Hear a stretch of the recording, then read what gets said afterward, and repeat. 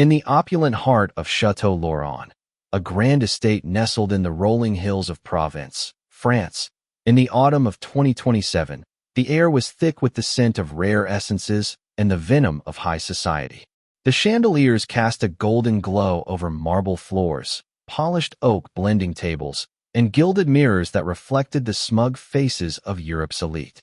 They sipped champagne worth more than most people's monthly rent, their tailored suits and silk gowns a testament to their inherited privilege. At the center of this fragrant fortress stood Clara Bennett, a woman whose simple cotton blouse and faded denim skirt marked her as an outsider.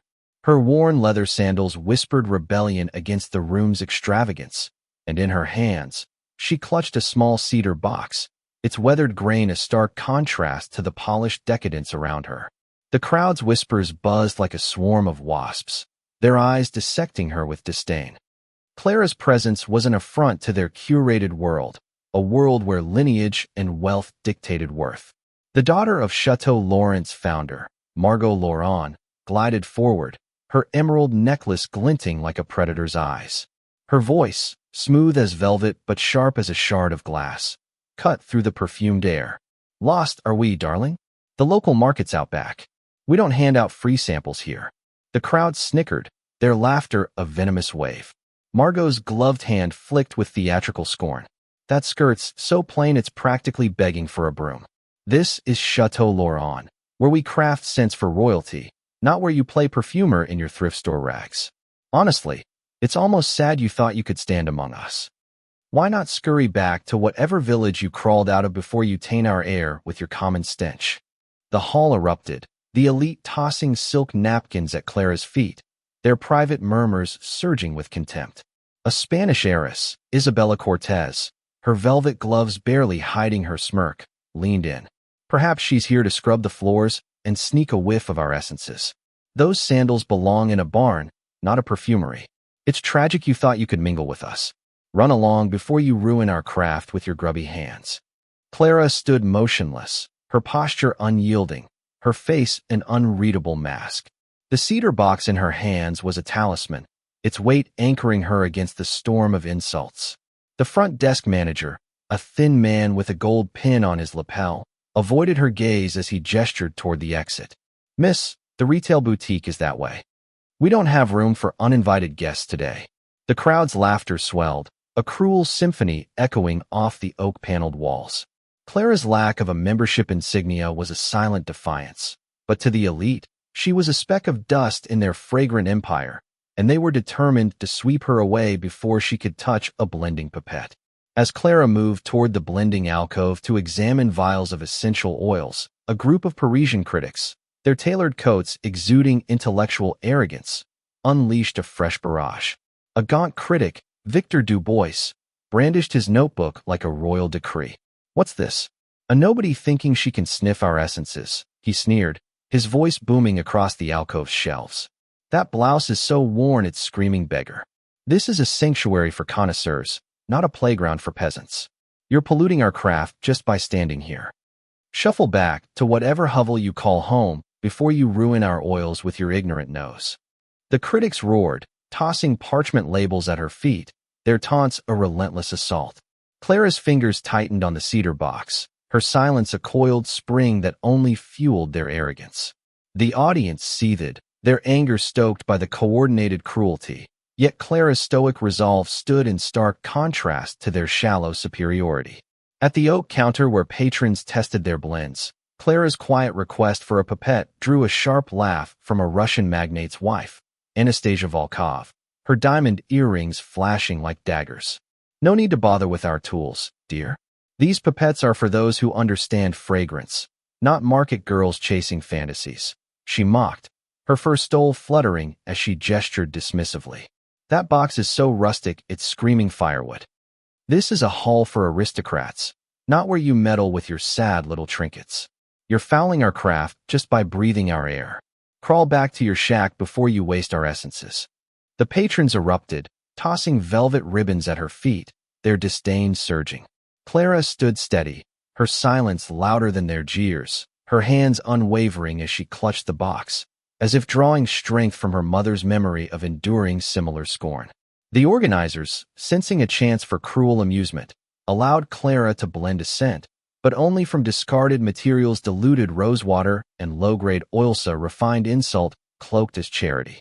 A Dutch countess, Elise van der Meer, stepped forward with a mock bow, her voice dripping with condescension. "We'll let you play perfumer, dear, but don't expect our precious stock. Those scraps are more than you deserve. That skirt's a blight on Chateau Lawrence legacy. This is a hall for nobility, not where you dabble with your sad little dreams. Go back to scrubbing floors before you ruin our craft." The crowd roared, their laughter a venomous storm, but Clara approached the blending table, her composure a quiet defiance. The audience's fury peaked at the orchestrated sabotage, her fingers trembling slightly as she recalled her mother's strength under similar disdain. Then, Clara opened her cedar box, revealing a small vial marked Fleur d'Aube, 1940. She blended in silence, her movements precise, each drop a deliberate act of reclamation. Minutes later, the air shifted. Top notes of vibrant narrowly burst forth, a heart of lush jasmine unfurled, grounded by warm amber steeped in Provençal earth. The scent enveloped the hall like a memory reborn, a fragrance that whispered of lost eras and unbreakable spirits. No one spoke. Everyone felt it. This was no amateur's blend, but a legacy formula, a scent that carried the weight of history.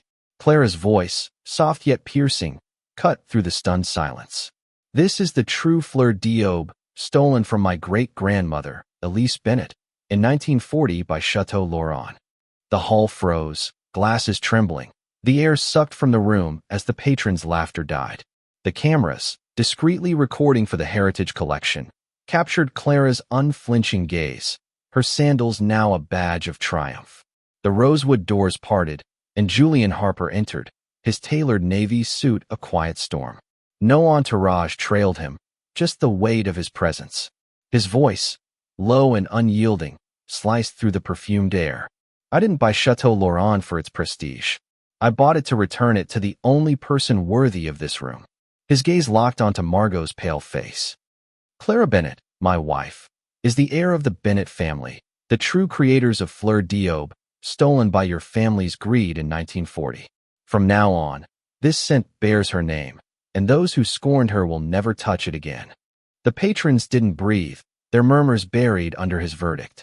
The cameras caught Clara's serene expression, her blouse a mantle of authority, her silence a relentless rebuke to the cruelty that had sought to break her.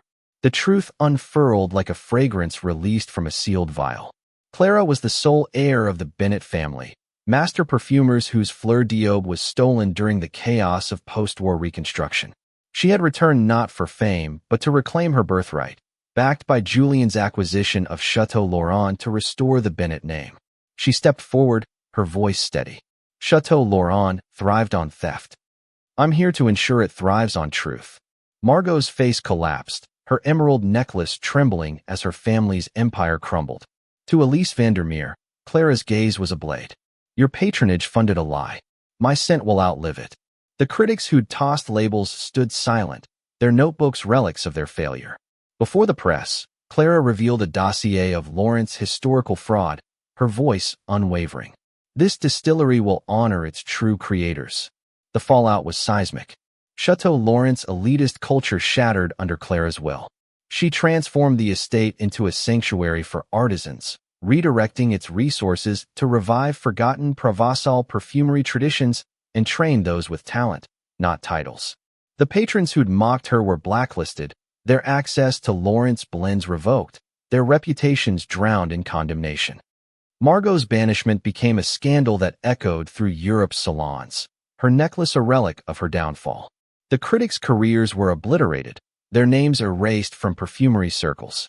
Clara's past emerged a prodigy who'd studied her great-grandmother's journals in secret, her simplicity a choice to honor her mother's humility.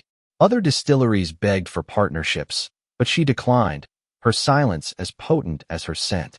Clara's Fleur d'Aube became a global phenomenon, its notes a symbol of resilience. Chateau Lorrain became a pilgrimage site for artisans, its blending tables a stage for the unsung. The countess who'd mocked her was ostracized, her pearl earrings a forgotten relic. The critics who'd tossed labels were erased from journals, their voices silenced by Clara's triumph. The press hailed her as the silent perfumer, her blouse and skirt symbols of untouchable authority. The estate's gardens, once reserved for the elite, were opened to the public, their blooms a testament to her vision. Clara's leadership was a quiet revolution, each blend a reflection of her mother's strength and her great-grandmother's stolen art. The Provençal hills bloomed under her care, a testament to her family's enduring spirit. Her victory was a reckoning, a reminder that the simplest woman could wield the deadliest fragrance. Clara walked away, her sandals whispering on the marble, her blouse a banner of victory. The elite's gazes lowered, not from fear, but from the weight of their own unworthiness. Fleur d'Aube lingered in the air, a testament to a legacy reclaimed. What do you think? Did Clara's triumph justify her silence in the face of such cruelty, or should she have fought back sooner? Was Julian's intervention a necessary power move, or did it undermine Clara's own strength? Should the elite face harsher consequences for their actions, or was their public humiliation enough? Drop your thoughts below, like, share, and subscribe for more stories of underdogs rewriting history.